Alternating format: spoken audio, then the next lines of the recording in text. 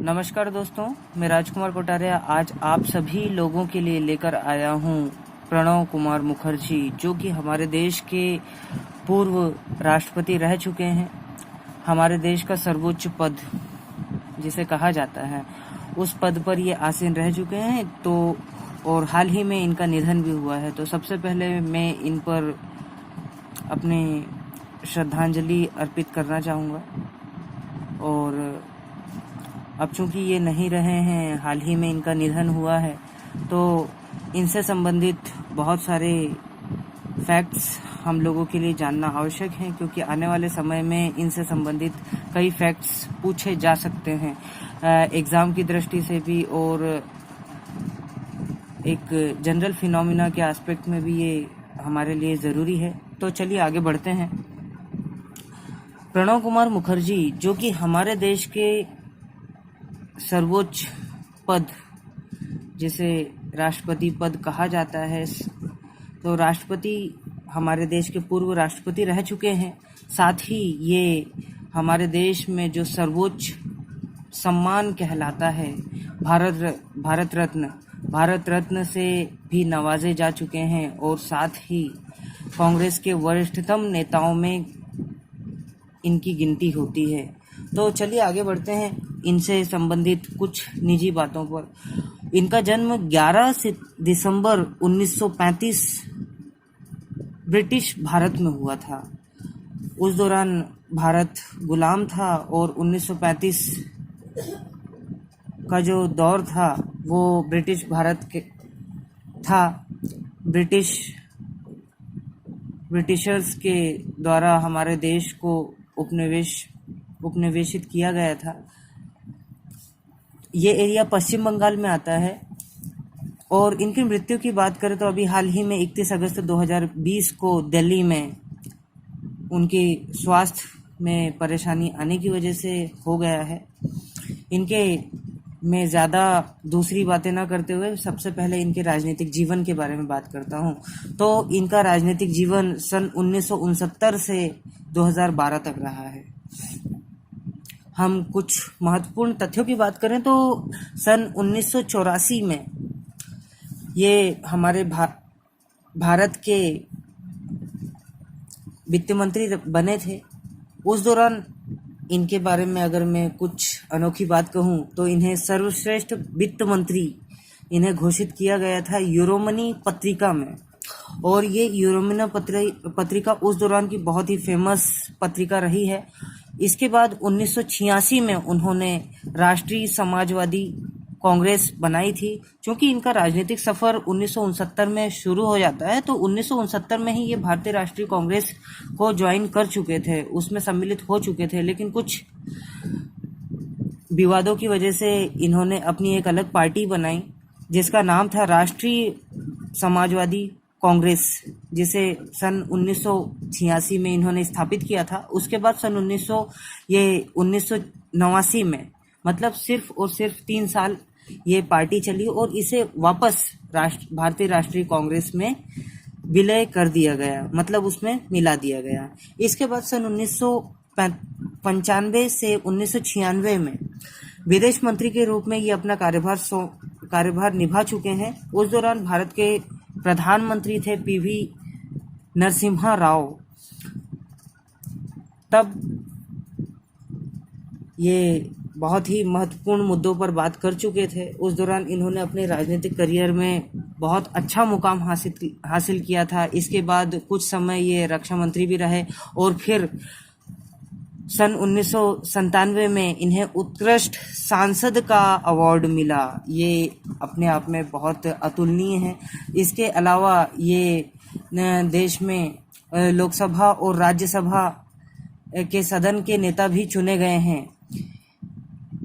फिर आगे बात करते हैं तो सन 1991 से 96 में योजना आयोग के उपाध्यक्ष के तौर पर भी ये चुने गए हैं। और इसके बाद बात करें तो 2012 आते आते 2012 से 17 के दौरान ये हमारे देश में 13वें राष्ट्रपति चुने गए। इससे पहले हमारे देश की सबसे पहली महिला राष्ट्रपति प्रतिभा पाटिल जी आसीन थी। उन्हीं के बाद इन्हें राष्ट्रपति के रूप में चुना गया। फिर इनके बाद रामनाथ कोविंद जी, आप सभी जानते हैं, अभी वर्तमान में भी वे ही राष्ट्रपति के पद पर आसीन हैं। तो इस प्रकार इनका राजनीतिक जीवन गुजरा और अभी हाल ही में इनका निधन हुआ। अगर हम इनके अंतर्राष्ट्रीय करियर की बात करें तो सन 2008 10 अक्टूबर 2008 को अमेरिकी विदेश सचिव जिनका नाम था कोंडीलीजा राइस, इनके साथ धारा 123 समझौते पर इन्होंने हस्ताक्षर किए थे। ये बहुत ही महत्वपूर्ण था हम लोगों के लिए। उसके बाद हम इससे पहले की बात करें तो 1984 में ये IMF भारतीय इंटरनेशनल मनी फंड हम कहें तो ये विश्व बैंक के साथ ही एक संस्था है, इसी के समकक्ष। और IMF और विश्व बैंक से जुड़े ग्रुप 24 की बैठक की अध्यक्षता भी इन्होंने उस दौरान की थी। और 1995 में शार्क की बैठकों की अध्यक्षता भी ये कर चुके हैं। तो दोस्तों बहुत ही महत्वपूर्ण था। आप सभी जानते हैं शार्क क्या है, दक्षिण एशियाई देशों का समूह, जो कि बहुत ही महत्वपूर्ण भूमिका अदा करता है हमारे देश और हमारे एशिया के राजनीतिक मामले में।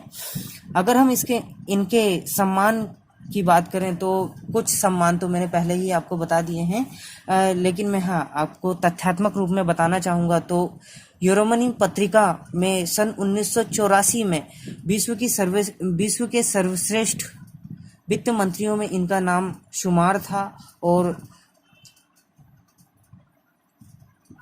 इसके बाद 2008 में सार्वजनिक मामलों में योगदान के लिए इन्हें देश के दूसरे सबसे बड़े सम्मान पद्म विभूषण से नवाजा गया। फिर 26 जनवरी 2019 को भारत रत्न, जो कि हमारे देश का सबसे ज़्यादा अनोखा और गौरवान्वित कर देने वाला सम्मान है, हर एक भारतीय के लिए होता है। इस सम्मान से ये नवाजे गए और हमारे लिए बहुत ही गर्व की बात है। इसके अलावा आप सभी जानते हैं ये अपनी प्रखर, ये न केवल राजनीतिज्ञ थे बल्कि एक शिक्षक भी थे। क्योंकि मैं दोस्तों सबसे ज़्यादा अगर किसी प्रोफेशन को महत्व देता हूं तो वो शिक्षक है। एक शिक्षक जो होता है वो देश का भविष्य होता है। वो इस दुनिया को, इस देश की अर्थव्यवस्था को और हर एक प्रोफेशन को तैयार करता है। तो दोस्तों ये एक शिक्षक भी रहे, ये हमारे लिए एक गौरव की बात है। साथ ही ये लेखक भी रहे। इन्होंने कई पुस्तकें लिखी हैं जिनके मैं नाम लेने जा रहा हूँ। ये हमारी प्रतियोगिता परीक्षा की दृष्टि से बहुत ही महत्वपूर्ण है। तो आप देखें द कॉलेजियन ईयर्स 2017, मतलब कि द कॉलेजियन ईयर्स जो कि 2017 में प्रकाशित हुई थी, इसके लेखक रहे हैं। इसके बाद the dramatic descent, the Indira Gandhi years 2014 में ये लिखा गया था, इस प्रकाशित हुई थी। इसके बाद द टर्बुलेंट ईयर्स 1980 से 1996, जब ये वित्त मंत्री के साथ विदेश मंत्री के विभिन्न महत्वपूर्ण पदों पर आसीन थे, उस दौरान इन्होंने ये बुक लिखी थी। इसके अलावा एक महत्वपूर्ण बुक थॉट्स एंड रिफ्लेक्शंस 2014 में प्रकाशित हुई थी दोस्तों।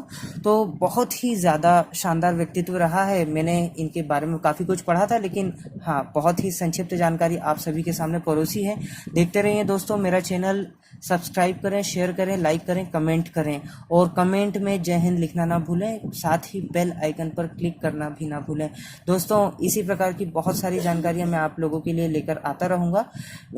मेरे चैनल पर आपको प्लेलिस्ट में अभी हाल ही में भारत चीन से जुड़ा हुआ मुद्दा भी मैंने बताया है, एक वीडियो अपलोड किया है करंट से जुड़ा हुआ। इसके अलावा बहुत सारे महत्वपूर्ण वीडियोस हैं, आप देखें और उसमें जो भी आपके सीखने का मिले आप ज़रूर सीखें। दोस्तों, मैं काम कर रहा हूँ देश के लिए, आप भी आगे आएँ, जुड़ें। जय हिंद, जय भारत।